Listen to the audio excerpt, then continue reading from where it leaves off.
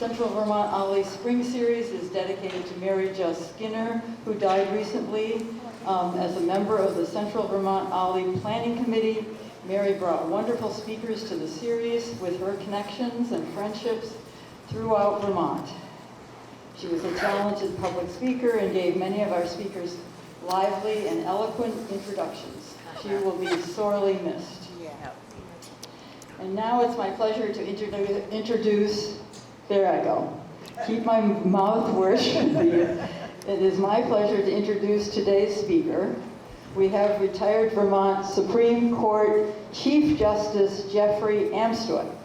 He was born in Rutland, Vermont. He was elected Vermont Attorney General in 1985, then continued to be reelected through 1997. In 1997, Governor Howard Dean appointed him Chief Justice of the Vermont Supreme Court.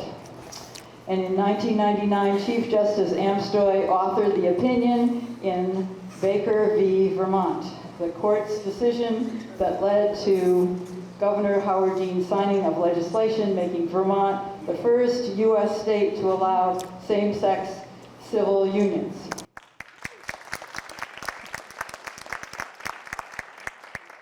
Jeffrey Amstoy has many other fine credentials, but I'll let you hear for yourselves. Today, historian Jeffrey Amstoy will tell us about his new book. Please welcome him. Thank you, Marge.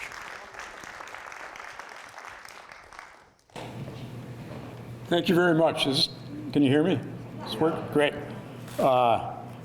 I just want to take the liberty to speak a little bit about Mary Just Skinner. Just coincidentally, last week I was in front of the Senate Judiciary Committee at the State House. It was the first time I'd been in front of that committee in, I don't know, 25 or 30 years. But when I was Attorney General, every January when the legislative session started, I had to appear in front of the Senate Judiciary Committee, and the chair was Mary Just Skinner. I never enjoyed it. She was a force. We were often on different sides, and you know, it just she was a presence, and I'm sure you'll all miss her. Well, thank you very much for the invitation. This is somebody was just asking me if I've been doing book clubs and historical societies. I said yes, but I mean, a big crowd is like 7, so this is fantastic. I thought what I'd do is speak for, if I've timed it right, about 25 or 30 minutes, and then be happy to take any questions you might have. I've often been asked what prompted my interest in State versus Winters, and those asking the question are invariably much younger. And when I reply that my interest in the case began with my first court appearance in 1973, they've been polite enough to hide their disbelief. As far as they're concerned, I might have said 1473. So although that year is impossibly long ago for most, there may be some here today for whom, like me, it was only yesterday. In any event, it was over 50 years ago that I stood in the lawyer's room at the Woodstock Superior Court, nervously awaiting my first appearance as a lawyer. And to mask my anxiety, I asked one of the senior lawyers, they were all senior to me, about a photo on the wall. And he replied, that's of participants in the most sensational murder case that ever occurred in the state of Vermont. Well, that got me interested, but it was really 2 years later that I became fascinated. I was an assistant attorney general doing legal research when I read the 1929 opinion of the Vermont Supreme Court in State versus Winters. It was an appeal of the murder conviction of the defendant John Winters for the brutal slaying of Cecilia Gullivan in Windsor, Vermont in 1926. And if you read the Supreme Court reports, they always have listed the lawyers who argued the case. That's right up front, who argued the case for the state, who argues for the defense. So I'm looking at this without, just as a matter of course, and I look at it and it says, appearing for the defendant, John Winters, Clarence Darrow of Chicago, Illinois. So it's difficult, probably less hard for this audience, but it's difficult to convey how extraordinary it was to learn that Clarence Darrow had come to Vermont to appeal a case in the Roaring Twenties. It was a decade in which, for the first time, mass media, the radio, and newspaper wars had really created an appetite for celebrity and for crime. An appetite that hasn't been satiated since. Clarence Darrow was more than a famous lawyer. He was a celebrity in a decade that idolized celebrities. He was as famous as Charles Lindbergh or Charlie Chaplin. For me to learn that Clarence Darrow had come to Vermont to argue a death penalty case in front of the Vermont Supreme Court in the 1920s was like learning that Babe Ruth had left the New York Yankees in 1927 to come pinch hit for a semi-pro Vermont team. Dana was an outspoken opponent of capital punishment all his life, and he was so even more in that time period when states raced to install electric chairs, hanging no longer being in vogue. Vermont installed an electric chair in 1914 after two occasions in which the rope broke. Darrow was famous or infamous, depending on your point of view, for saving his clients from the death penalty. When I proposed to the Vermont Historical Society, the publishers of the book, a subtitle for Winter's time, a subtitle, A Secret Pledge, A Severed Head, and the murder that brought Clarence Darrow to Vermont, one of the younger members of the Historical Society did a formal survey of his friends, and he reported to me, no one has ever heard of Clarence Darrow. And I said, but he was America's most famous lawyer, and my young friend said, so let's use that in the subtitle. So that's very,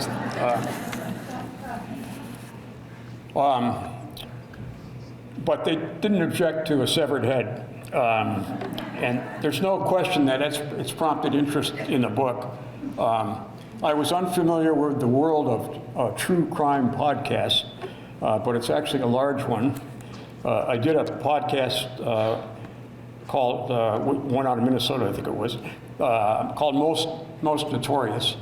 And podcasters, they're more interested in talking about the severed head than talking about Vermont. But I would not have written a book, nor would have Vermont Historical Society published it, unless the case in its aftermath provided readers some insight into justice, gender, class, and celebrity in the Vermont of the Roaring Twenties.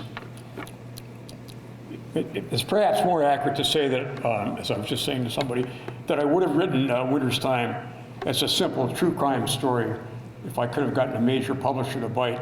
But, and I thought Severed Head would guarantee it, but no such thing happened. So when the Vermont Historical Society became interested, I had to take a step back and conceive of the crime as a lens through which readers could perceive Vermont in the Roaring Twenties. So my own historical horizon was expanded. The Roaring Twenties began, which I had to take a step back and remember this myself, with two amendments to the United States Constitution. Both became effective in 1920. The 18th prohibiting the manufacture, transportation, or sale of intoxicating liquors in the United States or its territories. And the 19th, the right of citizens of the United States shall not be denied or abridged by the United States or any state on account of sex. In Vermont, among the male population, there was no enthusiasm for either amendment. Windsor, Vermont was well known as an open town, the label for the many towns in Vermont where prohibited liquor was easily available.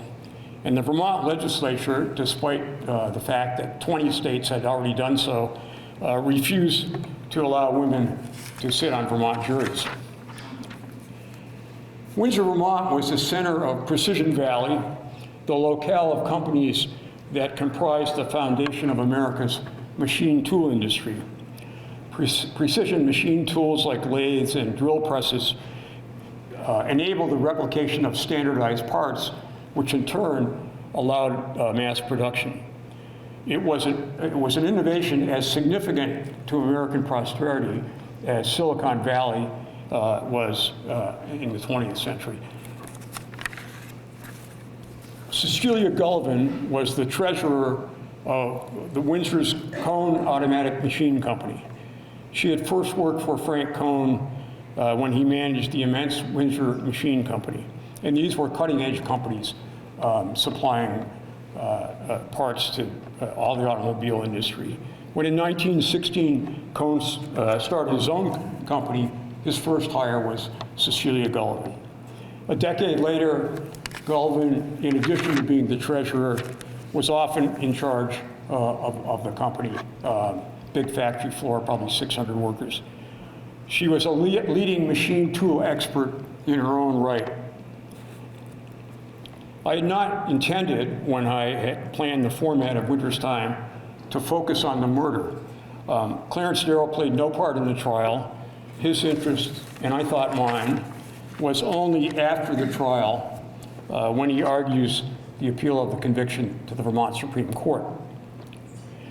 But while doing research at the Vermont State Archives, I was surprised to find, and lucky to find, that the archives contained a 700-page, 3-volume transcript of the murder trial of State versus Winters. It became apparent to me, as the book took shape, that the events that occurred before Clarence Darrow ever heard of John Winters were critical to my story, a part one, if you will, and it's that part I want to speak of today. The early chapter of Winter's Time is entitled Cecilia's Day. It represents my best attempt to describe the last day of her life, November 6th, 1926. But it also represents my effort to capture what it meant to be a so-called modern woman in the roaring 20s of rural Vermont. There's a challenge in reconstructing history when the material is sparse, and there wasn't very much on Cecilia Gullivan.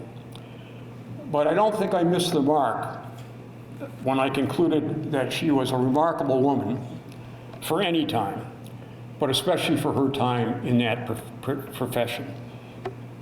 She held what was probably the most senior executive position of any woman in Vermont in 1926. And she held it in a male-dominated industry in a male-dominated world. Precision Valley has been aptly compared to Silicon Valley in its significance to American prosperity, but the comparison is apt in another way as well. It was as rare for a woman to be a leader in a leadership position in Silicon Valley in the 20th century as it was for a woman to have a leadership position in Precision Valley in the 1920s. For many Windsor women and men, Cecilia Gullivan was the modern woman. She owned her own home, she drove her own car, she dressed in the stylish fashions of the 1920s. She was a successful 43-year-old woman who took pride in her profession. On the evening of November 6, 1926, she took special care with her appearance because Frank Cone, the owner of the company, was returning from a business trip. The next morning, she was dead. Her body was not discovered until Monday, November 8th. On Sunday, the day before, Windsor residents awoke to news of a different crime. At 2 a.m. on that Sunday morning, November 7th, an intruder had broken into the Windsor home of Margaret Everts on North Main Street, Toddy as she was called. She was the invalid granddaughter of William Maxwell Everts, who had served as Senator from New York, Secretary of State, and is famous in history for saving President Johnson from impeachment with a brilliant argument before the U.S. Senate. The Everts family and its compound, known as Runnymede, was particularly towards the end of the 19th century, early 20th century, was famous for hosting every notable American, including 4 presidents. Toddy Everts, now an invalid at 34 after a nervous breakdown, was being cared for by a nurse who had a bed on the same floor. She awoke to see a man standing over Toddy. When she approached him, the intruder turned, assaulted the nurse, and then fled when neighbors who heard the disturbance rushed into the house. The nurse was badly beaten, and she initially said she could not identify the intruder who attacked her beyond saying that he smelled of alcohol. When Cecilia Galvin, always punctual, did not turn up for work at the Cone Automatic on Monday, November 8th, Frank Cone went to her house. There, he found her dead body on the sleeping porch. Cone went back into Windsor, and then accompanied by the police and a doctor, they went back to the house. At the trial, the doctor was asked about taking the sheet off the body. He said he had. He was then asked, did you replace it? And he said, no, I dropped it. I was so horrified. Murderous attack on 2 women stirs Windsor to fever pitch, read the Vermont Tribune. It characterized the murder of Cecilia Galvin as the most brutal murder in the history of Vermont. The break-in, and of course the break-in and assault at the Everts house compounded media interest because of the Everts family and prominence in Windsor and in U.S. history, really. Sort of extraordinary newspaper coverage at the time. There was, as there always is in a notorious case, public demand for information. Were there any suspects, any witnesses? What was the motive? Was there a murder weapon? The sheriff did not know. Sheriff Wyndham Conner, piece of work in himself, though he claimed he did. The Windsor Police Department had no clue, and the Vermont State Police were not established until 20 years later. But Vermont's Attorney General knew what every Attorney General knows, including myself, that in a notorious case, you need a really good trial lawyer, and that's seldom the Attorney General. J. Ward Carver had just been elected to his first term as Attorney General 1 week before the murder. He went immediately to Governor Billings and asked for the appointment of a special prosecutor. They both agreed to appoint White River Junction attorney Raymond Traynor, who was considered Vermont's best trial attorney. It was an inspired choice, but Clarence Darrow would argue on appeal that the special prosecutor was so bound for conviction that it was an unfair trial. But first, the prosecutors needed a suspect. Windsor County Sheriff Wallace Fairbanks knew where they could find one. He put the matter a little more directly than prosecutors would have preferred. And this is a quote from the newspaper. Windsor has prisoners Every day, persons of the lowest type are released. Here, said the sheriff, was a solution to the mystery of the murder. It was not clear why John Winters was initially arrested, but he had served time for sexual assault. He had done work at the Everett's house, and he was an employee of Cohen Automatic Company. He had been released from prison in 1919, and in the 7 years since his release, had never been arrested, had never been in trouble, was raising a family. But he was taken to the Windsor State Prison and placed in the death cell. The warden said there was more room there. Death cell was right next to the electric chair. He was held there for 5 days, but he was not arrested. He was not entitled to a lawyer and not entitled to remain silent. The so-called Miranda warnings, which I think most folks are familiar with, where you have to be advised that you have a right to a lawyer and right to remain silent if you were in custody. We're 40 years off. That case wasn't decided until 1966.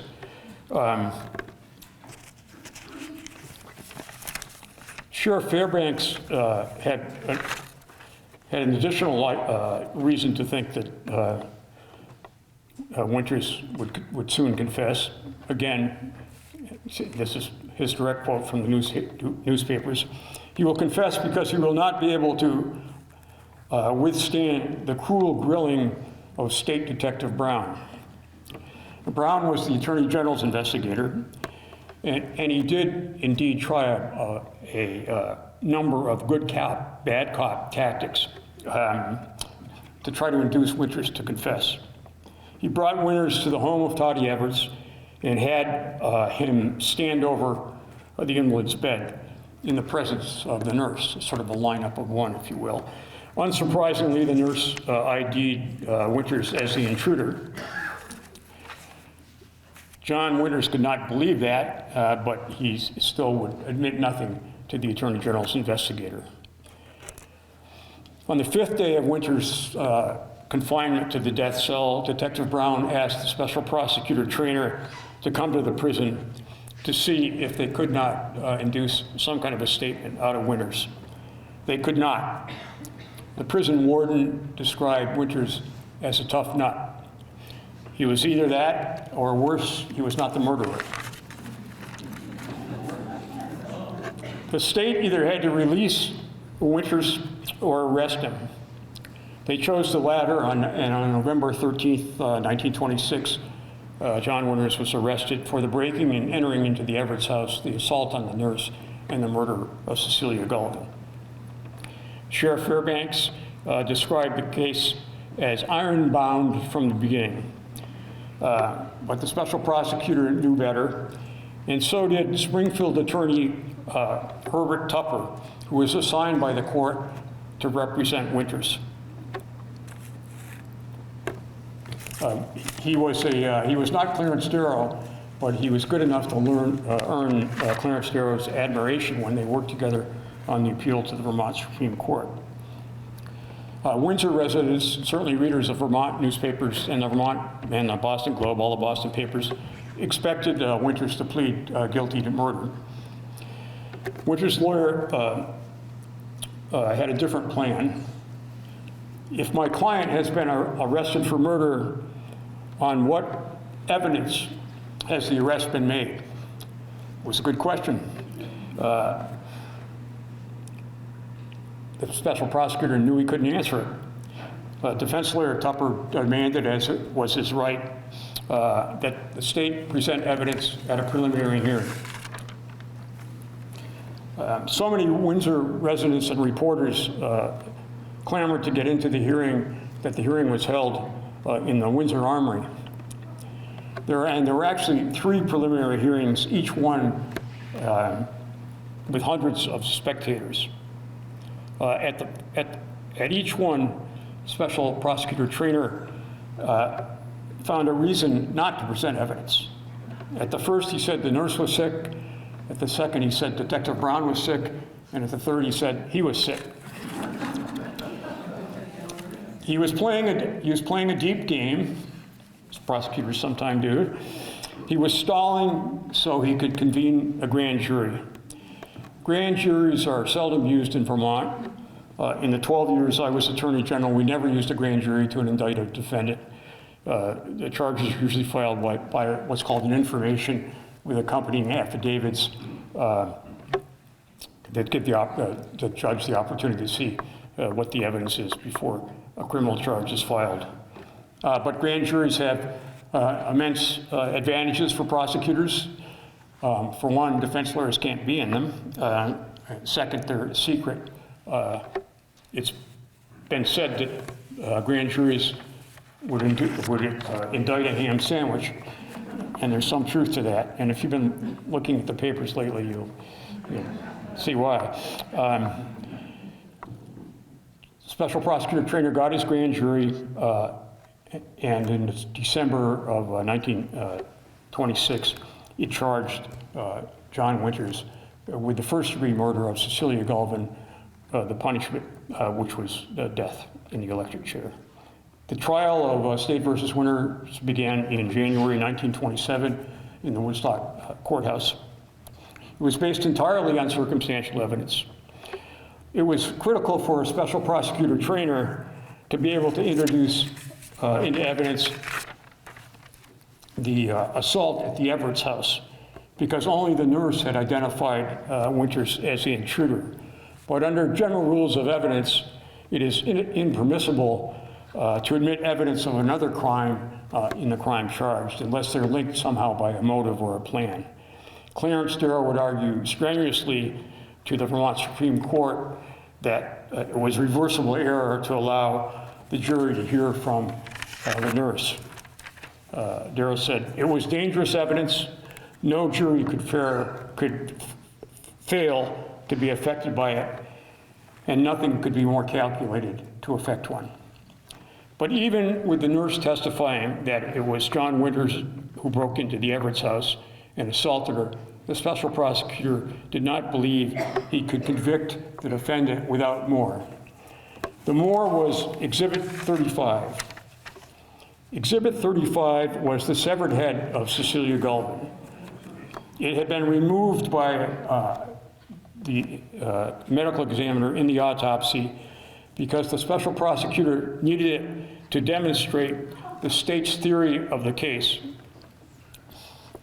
on what murder weapons were used. "Gentlemen of the jury," said Special Prosecutor Traynor, women were not allowed in the jury until 1943, "the state will show you the weapons that could have caused the wounds." 1 week after the arrest, or after he wasn't arrested, after he was taken, police had searched Winters' home where they found a chisel. The prosecutor intended to show the jury how the wounds were made with a demonstration unprecedented in Vermont criminal trial history. And as far as I could figure out, and I had some help with this too, unprecedented in the history of any criminal trial in the United States. Traynor did so, the prosecutor did so by calling to the stand Dr. Fred Kent, the state's medical examiner. And here I'm quoting directly from the trial transcript. Traynor began with this question: "Dr. Kent, at the time you performed the autopsy on Miss Galvin, did you take some part of her body away with you?" Answer: "Yes, sir." Question: "What did you take?" Answer: "I took the head." Question: "And have you Miss Galvin's head?" Answer: "I have." "Have you it here in court?" Answer: "Yes." I was shocked, even as a prosecutor, reading a cold transcript 100 years later, nearly 100 years later. You can imagine the shock of those there. And to a lawyer, there was almost something as shocking on the next page of the transcript. When the judge asked the defense if there's any objection to the introduction of the head as an exhibit, the lawyers respond, "No objection." The failure to object is virtually inexplicable. The severed head exhibit was so likely to inflame the jury that there was no question that the Vermont Supreme Court would have reversed the conviction on the basis of the introduction of that exhibit. But by failing to object, the lawyers did not preserve the issue for appeal. The trial would last several more days after the introduction of Exhibit 35. It would include the prosecutor's devastating cross-examination of John Winters when he took the stand in his own defense. But the presumption of innocence was long gone after the head was introduced, and so too was the chance of jurors listening to a court's instruction on reasonable doubt. On February 18th, 1927, 30 days after the trial had begun, the case went to the jury. A jury was out for 2 hours, found the defendant guilty of first-degree murder. Winters was sentenced to death in the electric chair. Judge Frank Thompson had one question for defense lawyer Herbert Tupper. Do you expect to take this case to the Vermont Supreme Court? Tupper's reply was brief and to the point, yes, sir. In May 1927, 3 months after John Winters was convicted of murder and faced the death penalty, Clarence Darrow was speaking at Dartmouth College. He had just announced his retirement at 70 years old. It was huge news. The New York Times had a big story on it. And they reported that Darrow was going to spend his time writing and lecturing. Dartmouth seemed a good place to start his tour. His son, Paul, was a 1904 graduate of Dartmouth. When Darrow finished his lecture, Why I'm Opposed to Capital Punishment, a student said a woman had a letter for him. Darrow, in writing to his son Paul the next day, wrote, I told the student he was crazy. No such thing could have happened. In 1904, Paul's horse, spooked by a steam whistle, had fatally trampled a 5-year-old boy. Paul Darrow, devastated by the accident, had given the boy's mother a letter with a pledge. If she or any member of her family ever needed legal help, Paul promised that his father would give it. Now, 23 years after the accident, the pledge was being redeemed. I need your help, said Mrs. Arthur Cooley to America's most famous lawyer. My nephew, John Winters, is on death row in Vermont. And so ends part 1. So, thank you.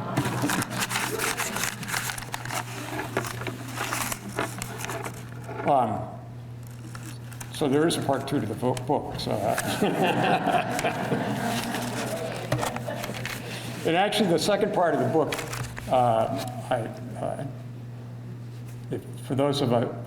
if any, I don't know if any of you have read it, but if you do, I'm always interested in, as I've said to others after writing the book, I said, you'd be a fairly poor writer if you couldn't have a good narrative based on that trial. On the other hand, to write exciting part of it about an appeal to the Supreme Court, that was harder. So I figure they balanced each other out. But there really was an extraordinary, just to speak briefly to the second part, extraordinary set of circumstances in the second half of the book. For one, Calvin Coolidge was president. Without giving anything away, indirectly that makes a huge difference. And still, and a little more indirectly, a little more directly, but still somewhat indirect. His attorney general was, the Attorney General of the United States was a former Attorney General of Vermont, who had, they'd both gone to Black River Academy together. And the Attorney General of the United States had protected Coolidge from hazing. And when Coolidge ran into real problems in Washington, D.C., he called Vermont, told his friend, come to Vermont, and said, I'm going to appoint you Attorney General of the United States. They then have a bearing on the eventual composition of the Vermont Supreme Court, which in fact turns out to be critical to the disposition of the case. But again, I'll let you figure that out.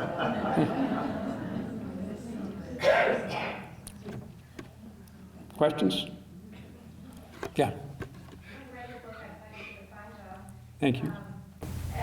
I was looking for a hint, I suppose, of what you personally thought about his guilt or innocence. Obviously, the trial was a mess. But did you, after all that research, did you come down on one side? Yeah, so this is,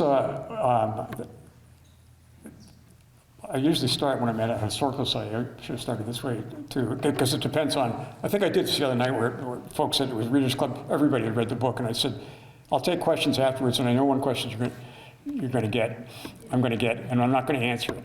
I do have an opinion, but yeah. Can you repeat her question? Oh yeah, I'm sorry, the question was, by someone who's read the book, and it's a question I've been asked a lot. Do you think John Winters was guilty or innocent? And as I said, I do have an opinion, but I prefer to let make up your own mind. Then we'll all come back and we'll go vote as jurors, and you can see what. But as I was asked the question, it was obviously an unfair trial. So I mean, the question of his whether he did it, as I think someplace in the book, he takes the stand in his own defense, and his defense lawyer, the first question he asked is, did you kill Cecilia Gullivan? Only John Winters knows that he was the only person on earth that knew the truth of his answer, right? So, but you know, again, a case in which there was the introduction of the head as an exhibit made it very difficult for the usual standard of fair play to attach to that trial. Yeah. Do you have any insight on why the defense attorney did not object to having the severed head presented? Yeah, it's a great question. The question is, why do I have any insight into why the defense attorneys did not object to the introduction? I do. I speculated about it a little bit in the book. And of course, it's just a guess. To give you a little bit of context, there were two defense lawyers, Tupper, who I mentioned, who I thought who impressed Arrow, and I thought in reading the transcript was a tremendous, a very good defense lawyer. His partner in the defense was a guy named Fred Bignell. I thought he was not a good defense lawyer, and I think he had made the call in the case, and I think in terms of what their tactics were going to be, and my best guess is they thought they could undermine, with the introduction of the head, they could undermine the theory of the wounds that, you know, where the chisel and the spring fit into the head would, he could undercut in cross-examination of the medical examiner the theory of the case. But you know, as I say in the book, if you're a jury watching, and this is like it's from the transcript, the medical examiner has the head on his knee and he's putting the spring and the chisel into various things. You know, and at one point during the trial, the judge, in the cross-examination, the judge says to the defense lawyer, "You're holding the chisel exactly the wrong way." So you know, it was a disastrous cross-examination, and for those I know, couple lawyers here. You know, they always teach you 101 criminal law, cross-examination. You know, never ask a question on cross-examination unless you know what the answer is. And actually, the question that the not good defense lawyer asked and did know the answer to, and it was a great question, because he asked medical examiner, was there any blood on the chisel? And the medical examiner had to say, no, there was none. That should have been a whole cross-examination, really. But he didn't ask that question until after he'd spent an hour with the head trying to figure out all the rest of the stuff. So, you know, so that was part of the. Yeah, just one more piece of that. This is what happens when you end up writing books and then think you have theories, and then you go to Windsor. I started in Windsor. I spent a lot of time there, of course. Then my first stop was their historical society because they'd been so helpful, and then I kept getting news from just somebody was writing me. He said, I think the relative of Fred Bicknell, the lawyer I thought was not very good. I think a distant relative is going to be there, and it's not very well, no, but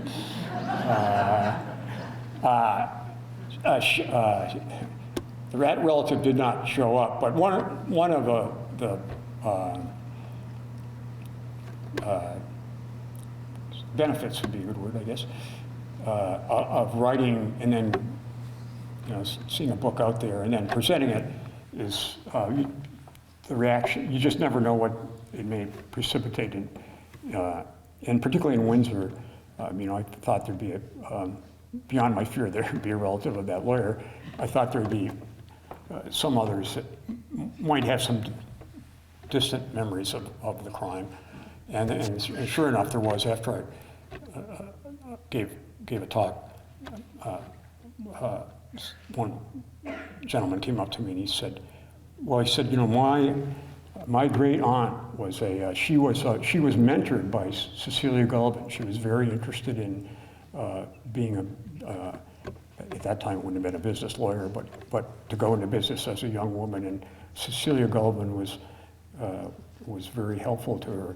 And then he said, my great aunt, she's died several years ago, and she had Alzheimer's, but towards the end, she kept repeating, lock the doors, lock the doors, lock the doors.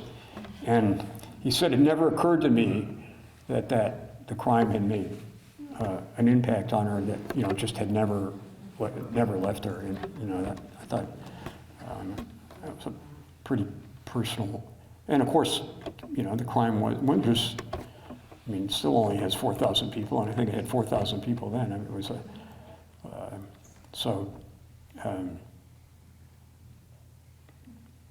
forgot what the original question was. I know it was what the yeah. Yeah, Jeff, I Hi. have two quick questions. Yeah.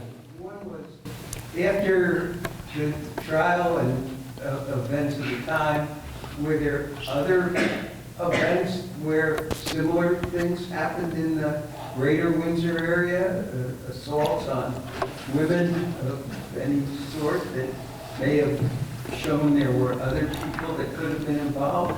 And my second question was, when he was brought to the prison and wasn't charged, why couldn't he have just said, if I'm not charged, why can't I just walk out? Yeah, so the first question was, the first question was, were there any assaults after Winter was taken off the street, basically? And the answer is no. And that's, if you're pointing to the possibility of guilt, that's our argument for that, for sure.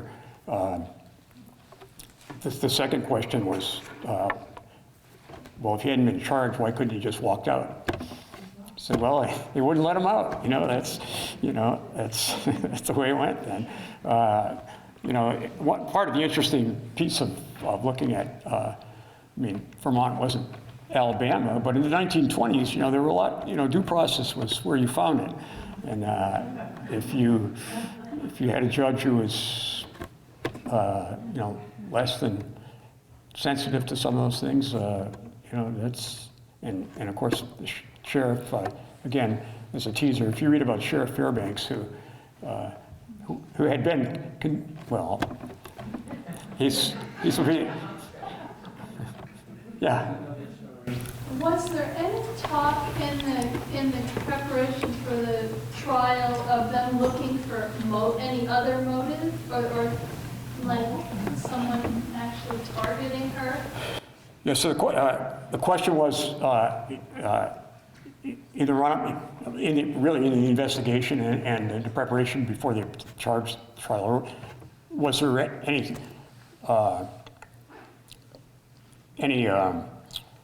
search for or discussion of who else might have had a motive, or what was the motive? And of course, part of the special prosecutor's challenge. I mean, it would have been great to see him against Clarence Darrow. That would have been quite a trial. But Traynor was concerned, especially about the motive piece, and he had two concerns. The first was, and here I made a couple of educated guesses, but I don't think they were too far off, that there were rumors, may have reached the jury, that Frank Cohn and Cecilia Gelden had a romantic relationship. And as part of that, there was also a rumor that she was pregnant. You know, that gave rise to a possibility of a motive.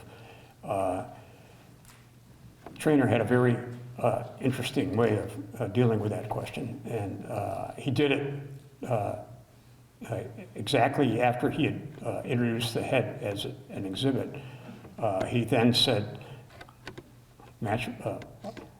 sign of a great prosecutor, he introduced the head as an exhibit and then said, that's all we have for today. It was 4 o'clock on a Friday afternoon, and got everybody interested. But he then had the medical examiner testify about the autopsy and testify that she was not pregnant, and that, you know, immediately he did that purposely to eliminate that as a motive, I think. You know, I had a couple of people, somebody in Windsor that, you know, came up to me that they had a theory. So, you know, people still have theories, but.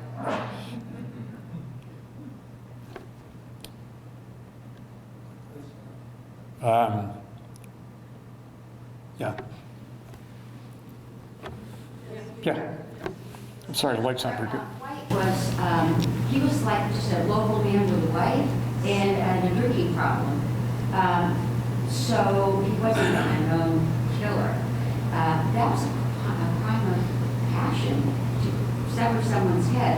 Didn't they ever look to find out why, where, I mean, there must have been an awful lot of blood. Why wouldn't they have looked at Cohn? Because he came back from as you write your book, he came back from a trip, and at 9 o'clock on Saturday night, he goes to her house and takes her for a ride in the car. Yeah, so yes, the question is, it's a good one. It's a good one from my perspective, because I tried to create enough narrative tension as to doubt about, particularly between Cohn and Winters as possible suspects. And the question is, what? Cohn was there. Actually, it was 10 o'clock at night. They went for a ride, so that was, you know, fairly suspicious.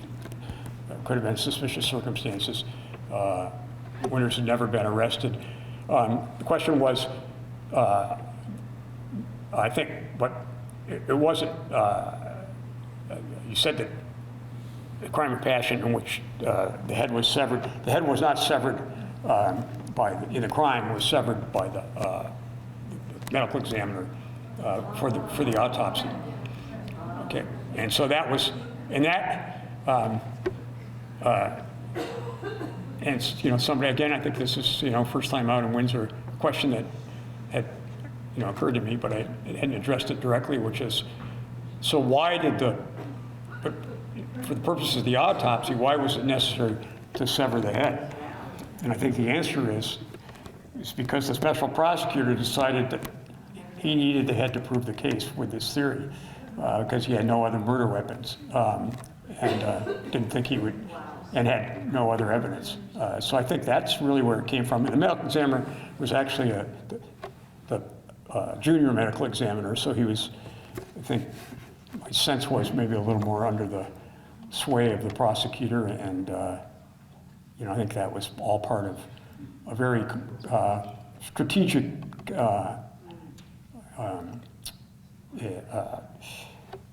incentive for the Trainer as the prosecutor. Again, but Trainer, he really was a terrific trial lawyer. He'd come to the attention of folks in Windsor, in White River Junction, as a young man when he'd been assigned to a couple cases and got defendants acquitted. So he said, well, let's elect him state's attorney. So he's elected state's attorney at 34. He convicted John Winters of rape. The rape conviction was as a result of he actually got a plea from him. There were two defendants in that case. Winters pled. The defendant went to trial, and the jury came back in 20 minutes and convicted the other one. And my sense was, again, all this is somewhat making the best guesses on what I read and some experience, that, when Trainer was sure that Winters had done it, and he was going to leave no stone unturned to convict this guy, because, there really was above and beyond what you would expect even a special prosecutor to do.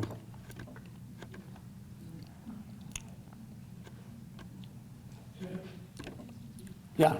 What,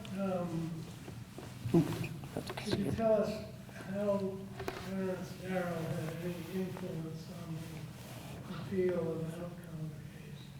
Yeah, the question is, what influence do I think Clarence Darrow had on the outcome of the case? And I think the answer is, as a former justice on the Supreme Court, that, there's nothing that influences us.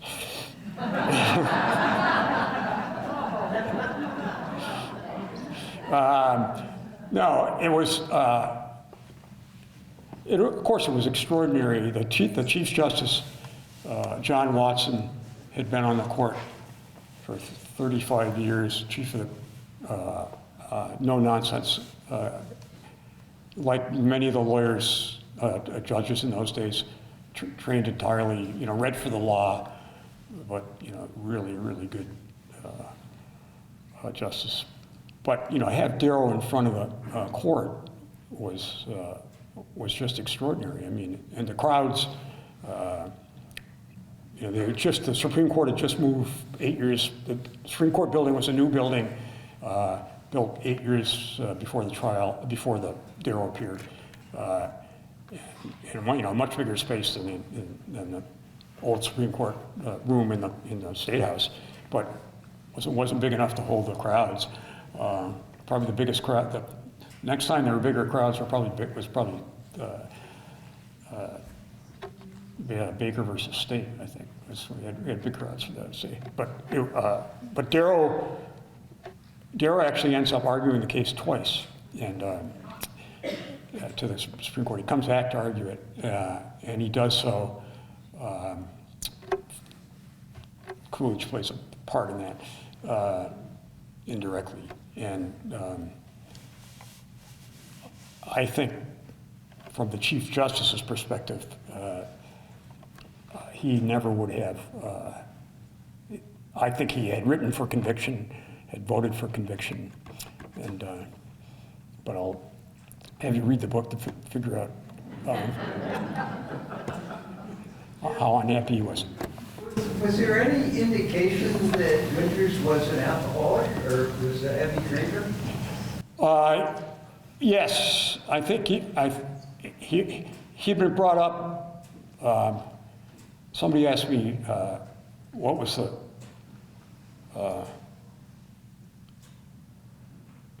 the best preparation for, what was being Chief Justice and Attorney General, was that useful in writing the book? And I said, sure it was. I said, but the most useful thing was I grew up in Rutland, Vermont. And Winters grew up in Rutland, Vermont. And he grew up in an alcoholic family. His father was arrested, thrown in the drunk tank a lot. I think he probably left home when he was 14 or 15. And he was a drinker, though he was never arrested during Prohibition. His father was probably arrested a dozen times or more when it was legal to have alcohol. But there isn't any question that, and certainly on the night of the murder, he was, as was, wasn't unusual for people to be ambling the streets. They knew where they could get liquor. But Winters, there was certainly, a defense of intoxication could have been made at some point, I think, probably, but they didn't use that. Well, thank you very much. Appreciate it.